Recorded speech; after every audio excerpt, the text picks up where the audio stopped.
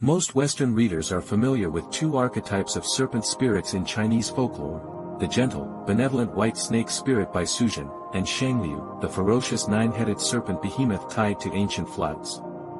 But few have heard of Huashe, the most bizarre, unnerving, and uniquely terrifying monster recorded in the classic ancient text Shan Hai Jing, classic of mountains and seas. Huashe is a terrifying chimera, a patchwork of the most fearsome traits found in nature. It bears a human face, the muscular body of a jackal, and a pair of bird wings on its back. Yet despite its avian wings, it moves not by flying or walking, but slithering across the ground like a serpent.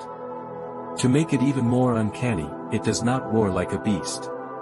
Instead, it emits loud, thunderous shouts that sound exactly like an enraged human screaming.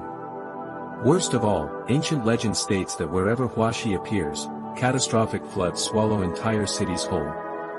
This strange creature is not a product of wild ancient imagination. Every detail of its bizarre form is a coded description of one of nature's most destructive forces: deadly flash floods and mudslides.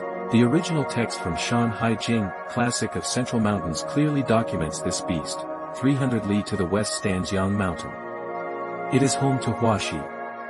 It has a human face, a jackal's body, bird wings, and slithers like a snake. Its cry is like a furious shout, and its arrival brings devastating floods to the land. At first glance, this hybrid creature seems like a random, impossible mashup of species. But in ancient Chinese mythology, no trait is accidental. Every part of Huashe embodies a lethal attribute of mountain floods. The jackal's body symbolizes unbridled cruelty and predatory greed. Floods do not spare life or property, they devour everything in their path without mercy. The bird wings represent staggering, overwhelming speed. Mountain floods strike in an instant, leaving no time for escape. The snake-like slithering movement signifies stealth and unpredictability.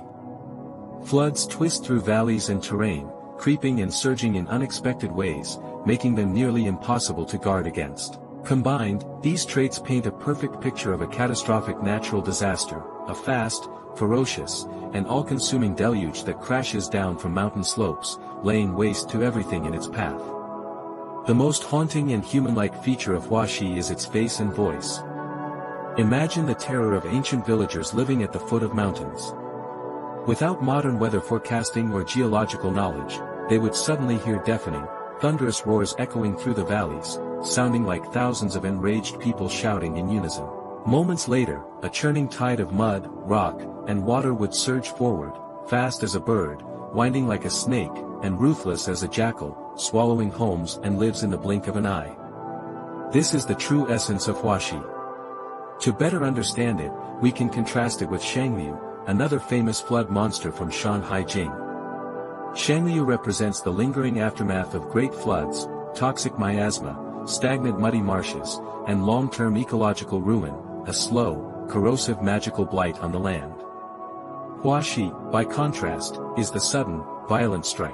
It is the frontline disaster, an instantaneous, crushing physical catastrophe that leaves no room for resistance. You may wonder why ancient people created such a bizarre, chimeric monster.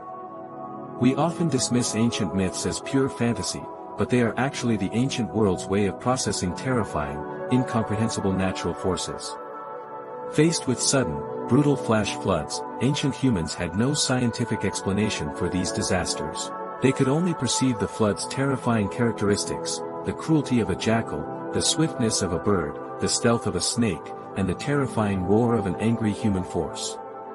To make sense of this invisible, chaotic power, they gave it a shape, a face, and a name: Huashe. This was a profound act of courage. An unnamed, unknown disaster is pure terror. But once you give a catastrophe a form and a title, it becomes a tangible enemy, one that can be recorded, studied, understood, and one day, overcome. This is a core spirit of the Chinese people. In the face of unknown fear, we first seek to observe, document, and understand it.